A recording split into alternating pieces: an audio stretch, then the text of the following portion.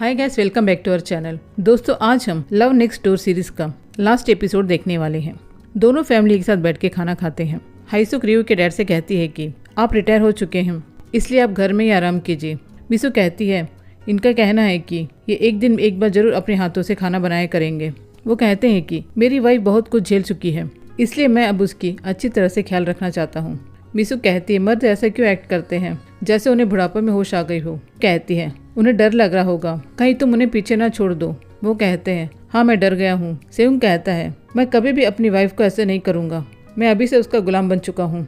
मिसु कहती है तुम अपनी मॉम के सामने ऐसी बातें मत करो। सेयुंग के डैड कहते हैं मैं भी अपनी वाइफ की सारी बातें मानता हूँ, हमारे बीच किसी बहस की जरूरत नहीं। हाईसुक अपने पति से कहती है मेरा हाथ वहाँ तक नहीं पहुँच रहा है, तुम मुझे सर्व करोगे? वो कहते हैं हाँ डियर, क्या चाहिए बोलो। रियो के डैड ये देखकर कहते हैं मुझसे तो ये सब बर्दाश्त नहीं हो रहा। उनको देख के मिसु को लगता है कि उसके हस्बैंड भी उसे केयर करे। वो अपने हस्बैंड से सोया और मीट मांगती है। वो कहते हैं वो तुम्हारे पास ही है, क्या तुम उसे नहीं ले सकती? तुम्हारे हाथ किस लिए है? वो गुस्सा होकर उन्हें मारते हुए कहती है मैं अपना हाथ इसलिए यूज करती हूँ। रियो सेयोंग को ऊपर आने का इशारा करती है। वो पहले अपने रूम में जाती है, पीछे सेयोंग आता है। वो पूछती है आजकल तुम इतनी बिजी क्यों हो, हम कई दिनों से डेट पर नहीं गए। वो कहता है मुझे थोड़ा काम है, क्या तुम मेरे लिए 1 वीक इंतजार कर सकती हो? वो कहती है 1 वीक बहुत है। वो कहता है 1 वीक मेरे लिए 1000 वर्षों जैसा लगेगा। तभी वह डैनो चिल्लाते हुए आता है तुमने मेरा रेसर यूज किया। उन दोनों को देख कर चिल्लाता है मॉम डैड देखो, ये दोनों रूम में अजीब हरकत कर रहे हैं। सेयुंग कहता है अरे डैनजो, ये कोई अजीब बात नहीं है। रियो कहती है हम दोनों को ऑफिशियल अप्रूवल मिल चुका है, इसलिए भागो यहाँ से। वो कहता है मैंने तुम दोनों को अप्रूवल नहीं दिया। वो सेयुंग से कहता है अभी भी देर नहीं हुई, सोच लो इसे अपनाने के बारे में। वो कहती तुम कौन होते हो अप्रूवल देने वाले? वो कहता है ये बिल्कुल बिगफुट जैसी है, हमेशा लात मारती रहेगी और मेरे रेसर भी चुराती है। रियो उसे मारते हुए कहती है क्या तू पागल हो गया है, मैं तुझे मार डालूंगी। वो कहता है सेयुंग मैं आपकी भलाई के लिए कह रहा हूँ। सेयुंग कहता है मुझे कोई परवाह नहीं, रियो बिगफुट हो या एलियन। डांसो कहता है ये लाइन मैंने टीवी शो में सुना था। सेयुंग संभल जाओ, वो टीवी शो था, ये रियल लाइफ है। सेयुंग कहता है तुमने कहा था तुम्हारी एग्जाम जल्द आने वाली है। उसे पैसा देते हुए कहता है पढ़ाई करते समय कुछ खाने पीने की चीज ले लेना। वो कहता है ठीक है, मैं अब से तुम्हें ब्रदर इन लॉ कहूंगा। फिर वो सेयुंग से कहता है तुम किसी पिक को लिपस्टिक लगा के देखोगे तो भी वह इतना बुरा नहीं दिखेगा जितना मेरी बहन दिखती है। वो कहती है मैंने कहा ना, मैंने तुम्हारे रेसर यूज नहीं किया, जाओ यहाँ से, और उसे बाहर धकेल देती है। फिर मुड़ के सेयुंग से कहती है सचमुच मैंने उसका रेसर यूज नहीं किया। वो कुछ कहने जाता है, वो उसका मुंह बंद कर देती है और बेड पर धकेल देती है। डैनो मोइम को लेने उसके ऑफिस जाता है। तभी उसके कोलिग उसे बताते हैं कि मोइम को साउथ पोल के लिए सेलेक्ट किया गया है, जो कि उसका सपना था। ये सुन के वो हैरान हो जाता है और सोच में पड़ जाता है। तभी मोइम नीचे आती है। वो उसे पूछती तुम मेरे लिए बहुत देर से इंतजार कर रहे थे? वो कहता नहीं बस अभी आया हूँ। वो उसे कुछ भी नहीं पूछता। मोइम उसे कहती है कि हमें डेट के लिए चलना चाहिए। वो मान जाता है क्योंकि वो पिछले डेट नहीं जा पाए थे। वो दोनों म्यूजियम पार्क में जाते हैं। वहाँ की राइड को देख के डैनो बहुत डरता है, लेकिन वो मोइम के लिए राइड पे चलने के लिए तैयार हो जाता है। वो बहुत डरा हुआ था। वो उसके पास आकर बैठ जाती है। पहले तो डैनो डरता है, फिर एंजॉय करने लगता है। काफी सारी जगह में घूमते हैं और अच्छा टाइम स्पेंड करते हैं। मिसुक अपने फ्रेंड के साथ मोइम की मॉम के ऑफिस में रहती है। उनकी फ्रेंड को जब रियो और सेयुंग के रिलेशनशिप के बारे में पता चलता है तो बहुत ही हैरान होती है। वो इन दोनों को देख के कहती है कि अगर तुम दोनों दोस्त नहीं होते तो तुम्हारे बच्चे आज एक साथ नहीं होते। और उनको देख के हंसते हुए कहती है कि तुम दोनों लास्ट बनने वाले हो, मुझे तो विश्वास ही नहीं हो रहा है। हाईसुक मिसुक से कहती है कि शादी में हमें कोई भी गिफ्ट या पैसे नहीं चाहिए, क्योंकि मेरे लिए बच्चों की खुशी काफी है। मिसुक कहती है मैंने कब कहा कि मैं तुम्हें पैसे और गिफ्ट दूंगी।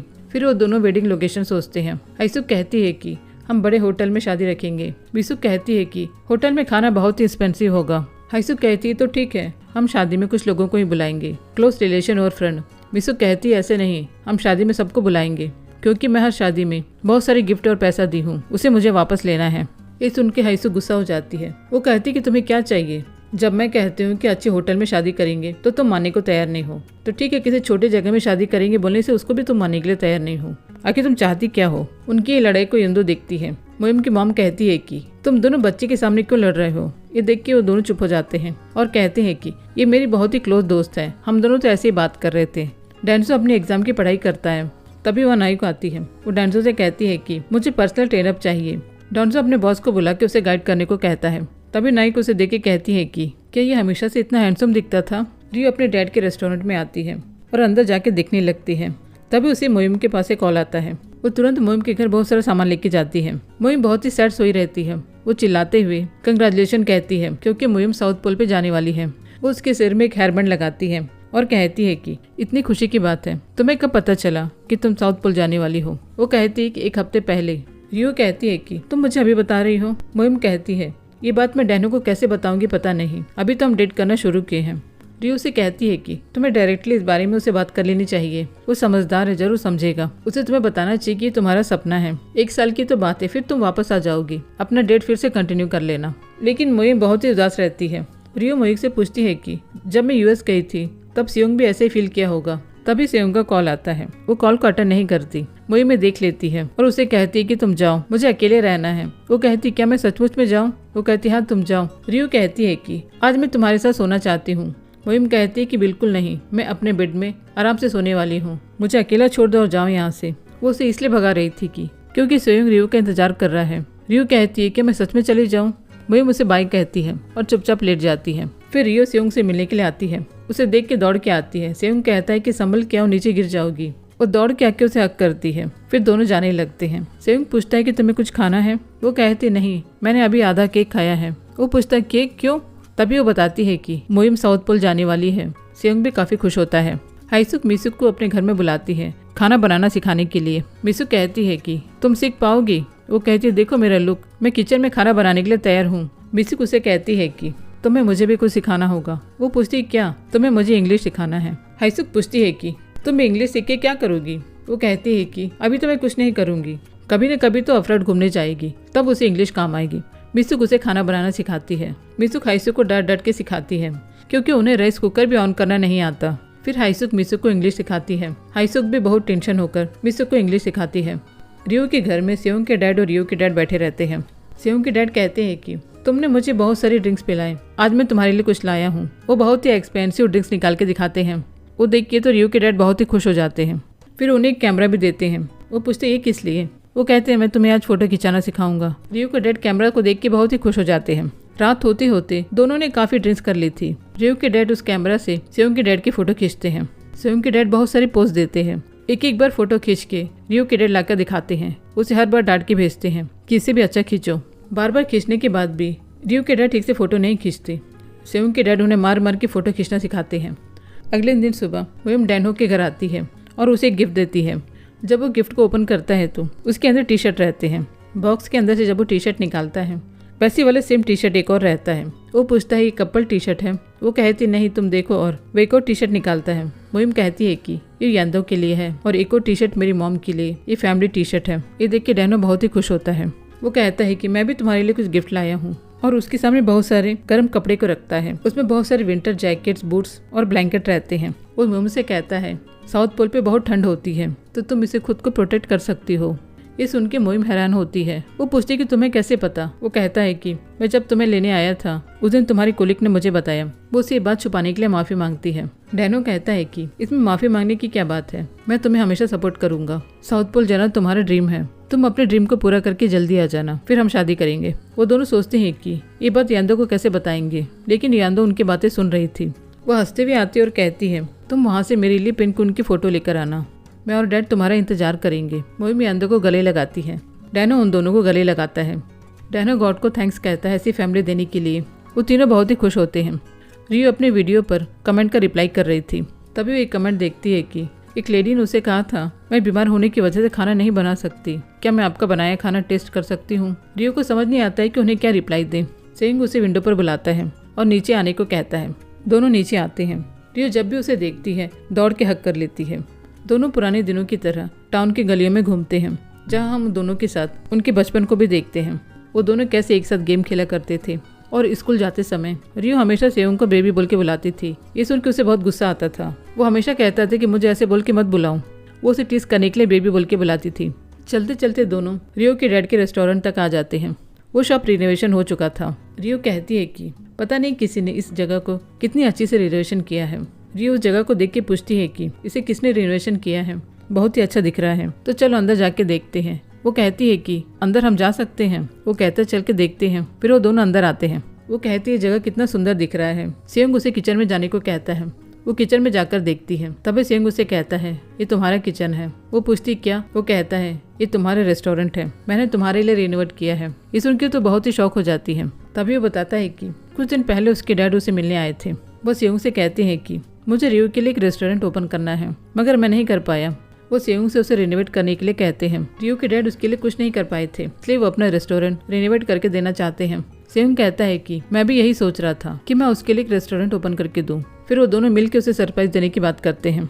तब से वो दिन रात एक करके उस रेस्टोरेंट का डिजाइन बनाना चालू कर दिया। इसलिए वो काम में बहुत बिजी रहता था। वो तो घर भी नहीं जा पा रहा था, ऑफिस में सो जाता था। इसी कारण से वो रियो से नहीं मिल पाता था। ये सुन के रियो बहुत ही इमोशनल होती है और उसे कहती है कि इसलिए तुम इतना बिजी थे मेरे लिए रेस्टोरेंट तैयार करने के लिए। वो कहता हाँ। वो उसे हक करके कहता है कि ये क्या, मैं तो तुम्हारे लिए अपनी जान भी देने को तैयार हूँ। मैं तुमसे बहुत ही प्यार करता हूँ। ये सुन के रियो बहुत खुश होती है। डेंसो अपने एग्जाम की सारी तैयारी करता है। तभी उसका बॉस उसके पास आता है, उसे अपनी जीती हुई बेल्ट देता है। वो कहता है कि इस जिम को तुम अब कंटिन्यू करोगे। डेंसो उस बेल्ट को पहनकर देखता है। तभी वहाँ नायुक आती है। वो उसे कहती है कि मैंने पर्सनल ट्रेनिंग के लिए मना कर दिया, एक बार तुम एग्जाम पास कर लो, मैं तुम्हारी फर्स्ट क्लाइंट बनूंगी। फिर वो रनिंग करने के लिए 3rd मिनट में चली जाती है। डेंसो उसकी मदद करता है। एक स्टोर के बाहर मोयुम, डैनहो, रियो और सेयोंग बैठ के ड्रिंक्स करते हैं। मोयुम सबको पार्टी देती है। सेयोंग और रियो बहुत ही उदास रहते हैं क्योंकि उन्होंने ग्रैंड पार्टी एक्सपेक्ट की थी। सेयोंग कहता है कि पता नहीं हम तीनों एक दूसरे के कब फ्रेंड बने। रियो कहती है कि अगर हमारी मॉम फ्रेंड नहीं होती तो हम कभी भी फ्रेंड नहीं बन पाते। डैनो कहता है कि फिर मेरा क्या। मोयुम कहती है तुम तो मेरे लव हो। उसकी रोमांटिक बातें सुन के सेयोंग और रियो वहाँ से जाने लगते हैं। मोयुम उन दोनों को देख के कहती है कि भूलो मत, मैंने तुम दोनों को बहुत ही झेला है, आके चुपचाप बैठो। फिर ये चारों बैठ के हंसी मजाक करते हैं। सुबह मोयुम को साउथ पोल के लिए जाना रहता है। डैनो उसका सारा सामान कार में रखता है। मोयुम की मॉम कहती है कि मुझे बहुत प्राउड है तुम साउथ पोल जाने वाली हो। मोयुम कहती है कि अगर आपका सपोर्ट नहीं होता तो आज मैं यहाँ तक नहीं पहुँच पाती। आपने मेरे हर फैसले को माना है। फिर दोनों गले लगाते हैं। मोयुम को यंदो को छोड़ के जाने का मन नहीं करता। यंदो भी बहुत ही उदास होकर उसे देखती है। मोयुम की मॉम यंदो को अंदर लेकर जाती है और डैनो को कहती है कि तुम इसे एयरपोर्ट लेकर जाओ। रियो उस कमेंट का रिप्लाई करती है कि मैं जल्दी ही अपना रेस्टोरेंट रेनबो ओपन करने वाली हूँ, इसलिए आप वहाँ पर आकर मेरा खाना ट्राई करिए। फिर वो रेस्टोरेंट में जाकर ओपनिंग की तैयारी करने लगती है। सेयोंग भी उसका हेल्प करता है। तभी रियो के मॉम डैड वहाँ पर आते हैं। रियो अपने डैड को गले लगा के इन सब के लिए थैंक्स कहती है। मिसुक और रियो के डैड को ये रेस्टोरेंट बहुत ही पसंद आता है। मिसुक सेयोंग से कहती है कि मैं फर्स्ट कस्टमर हूँ, मेरे लिए कोल्ड कॉफ़ी चाहिए। सेयोंग उनके लिए कॉफ़ी बनाकर लेकर आता है। वो कॉफ़ी पी के बहुत ही टेस्टी है कहती है। मिसुक रियो से कहती है कि तुम यहाँ पर अपने डैड को भी साथ रख लो। रियो अपने डैड से कहती है आप इस रेस्टोरेंट में मेरे साथ रहिए। वो कहते हैं कि मैं रिटायर हो चुका हूँ, मुझे आराम की जरूरत है, मैं नहीं आऊँगा। रियो कहती आपको यहाँ पर काम नहीं करना है, आप सिर्फ मेरी एडवाइसर रहिए। वो चुपचाप सोचने लगते हैं। वो तीनों मिलकर उन्हें मिस्टर एडवाइसर कहते हैं। वो खुश होकर मान जाते हैं। रियो अपने रेस्टोरेंट के लिए एक ऐप डाउनलोड करती है जिसमें लोग अपने अकॉर्डिंग टेस्ट और कस्टमाइज कर सकते हैं। सेयोंग उसकी तारीफ करता है। सेयोंग रियो से कहता है कि हमें वेडिंग ड्रेस ट्राई करने के लिए जाना है। वो दोनों वेडिंग ड्रेस ट्राई करने के लिए जाते हैं। रियो जब अपनी वेडिंग ड्रेस ट्राई करके उसे दिखाती है, सेयोंग उसे देख के बहुत ही हैरान होता है। उसकी मुंह से एक शब्द भी नहीं आता, उसे देखता रहता है। फिर उसे देख के कहता है कि अब से तुम यही ड्रेस पहना करो। वो उसे अपने पास बुलाती है ड्रेस को एडजस्ट करने के लिए। जैसे ही वो उसके पास आता है उसे गला पकड़ के दबाने लगती है। वो सेयोंग से कहती है कि हम अभी रेस्टोरेंट ओपन किए हैं और मोइक भी यहाँ पर नहीं है, क्यों ना हम अपनी शादी 1 साल बाद करें। ये बात सेयोंग आधे मन से मानता है। वो कहता है कि मैं तुम्हें इस वेडिंग ड्रेस में दोबारा कब देखूंगा। रियो उसको एक आइडिया देती है। सेयोंग की मॉम वेडिंग ड्रेस में तैयार रहती है। सेयोंग के डैड भी वेडिंग ड्रेस में आते हैं। सेयोंग अपने मॉम डैड को वेडिंग ड्रेस में देखना चाहता था। सेयोंग के डैड अपनी वाइफ को देख के कहते हैं कि तुम कितनी सुंदर दिख रही हो, जैसे हमारी शादी में थी, बिल्कुल वैसे ही हो। वो कहती तुम क्या बोल रही हो बच्चे के सामने। सेयोंग कहता है मॉम मैं 34 का हो चुका हूँ। वो कहती है कि तुम्हारी उम्र चाहे कितनी भी हो जाए, तुम हम दोनों के लिए बच्चे ही हो। फिर ये लोग फोटो खिंचवाते हैं। फिर फैमिली फोटो खिंचवाते हैं। हाईसुक रियो से कहती है कि तुम भी हमारी फैमिली हो, तुम भी आओ। फिर चारों का फोटो खींचते हैं। फिर मिसुक और उसके दोनों फ्रेंड भी आ जाते हैं। फिर चारों फ्रेंड एक साथ फोटो खिंचवाते हैं और कॉफी एंजॉय करते हैं। उनका फोटो रियो के डैड भी लेते हैं। वो कैमरा के सेयोंग के डैड के पास ले जाके कहते हैं कि फोटो कैसा है। उनको देख के सेयोंग रियो को थैंक्स कहता है। वो कहता है कि तुम्हारे बिना मैं ये सब नहीं कर पाता, मैं अपने मॉम डैड को वेडिंग ड्रेस में देखना चाहता था। रियो कहती है कि तुम्हें अपनी मॉम के साथ बाहर होना चाहिए। वो कहता है उनका बेटा तुम्हें 34 ईयर्स से हूँ, अब मैं तुम्हारा पार्टनर बनना चाहता हूँ। अब मैं तुम्हारे बिना एक मोमेंट भी मिस नहीं कर सकता। रियो सेयोंग से कहती है कि हम भी 30 साल बाद अपने पेरेंट की तरह ऐसे फोटो क्लिक करवाएंगे। दोनों काफी खुश होकर एक दूसरे को किस करते हैं। सीन अब 10 महीने बाद का दिखाते हैं। हाईसुक, मिसुक और उनके दोस्त पार्क में रहते हैं। मिसुक कहती है कि सेयोंग को सियोल का पब्लिक आर्किटेक्ट बना दिया गया है और उसके पास क्लाइंट बैग में पैसे लेकर लाइन में खड़े हैं, लेकिन वो पब्लिक आर्किटेक्ट पर ज़्यादा फोकस करता है। हाइसुक कहती है कि रियो भी कुछ कम नहीं है। रेस्टोरेंट खुले 6 महीने में ही उसे ऑरेंज रिबन मिल गया है। अब रियो भी काफ़ी पॉपुलर हो गई है। उसका हेल्थी खाना खाने के लिए लोग लाइन में खड़े रहते हैं। आज भी इन दोनों मॉम का झगड़ा खत्म नहीं होता। पहले ही अपने बच्चों की तारीफ करते हुए लड़ते थे, अब एक दूसरे के बच्चों की तारीफ करते हुए लड़ रहे हैं। मिसुक कहती है कि सेयोंग ने मेरे लिए बहुत ही एक्सपेंसिव नेक बैंड लेकर दिया है। हाइसुक कहती है, इधर देखो, ये लिपस्टिक मेरे लिए रियो ने लेके दिया है और मेरे लिए कूल समर स्किन टोन भी लेके दिया है। तभी मोइम की मॉम यंदो की तारीफ करती है। उसे भी किंडरगार्टन में अवार्ड मिला है। उनकी दूसरे फ्रेंड की बेटी की भी जॉब लग जाती है। ये चारों दोस्त बहुत ही खुश होते हैं। डैनो पर्सनल ट्रेनर बन जाता है। उसका फोटो उसके बॉस जिम में लगाते हैं। डेंजो नाइक को ट्रेनिंग देना शुरू कर देता है। नाइक अपनी तरफ से डेंजो को अप्रोच करती है। रियो और सेयोंग के डैड बैडमिंटन खेलते हैं। सेयोंग के डैड कहते हैं कि मुझे कल हॉस्पिटल जाना है, इसलिए हम बाद में खेलेंगे। रियो के डैड कहते हैं कि तुम अपने काम से रिटायर क्यों नहीं हो जाते। सेयोंग के डैड कहते हैं, क्या तुम्हारा कोई और दोस्त नहीं है। मोइम को हम देखते हैं, वो डैनो का दिया हुआ स्वेटर पहनी रहती है। मीटिंग खत्म होने के बाद डैनो को वीडियो कॉल करती है। वो देखती है वो दोनों उसके घर में हैं। वो डैनो से पूछती है कि तुम दोनों मेरे घर में हो। यान्दो कहती है, हाँ, मैं रोज रात को ग्रैंड मॉम के साथ ही सोती हूँ। हम जल्दी यहाँ आने वाले हैं और अपने घर को भेज देंगे। मोइम यान्दो से कहती है, मैं तुम्हारे लिए बहुत सारे गिफ्ट लेके रखी हूँ। यान्दो कहती है कि हम भी तुम्हें कुछ बताने वाले हैं। वो अपने डैड को बताने के लिए कहती है। डैनो कहता है कि अगले महीने वो साउथ पोल आने वाला है, क्योंकि उसे वहाँ पर एक आर्टिकल लिखना है। इस उनकी मोइम बहुत खुश होती है। रियो के रेस्टोरेंट में कस्टमर उसके खाने की काफी तारीफ करते हैं। रियो उन कस्टमर को उन डिश की रेसिपी भी दे देती है। ये देख के वो हैरान होते हैं, क्योंकि कोई भी रेस्टोरेंट में ऐसा नहीं करते हैं। रियो कहती है कि ऐसे देने से लोगों को हेल्थी खाना बनाने में मदद मिलेगी। वो कहती है कि मुझे ऐसे देने से बहुत खुशी होती है। ये सब मेरे चैनल में अपलोड है।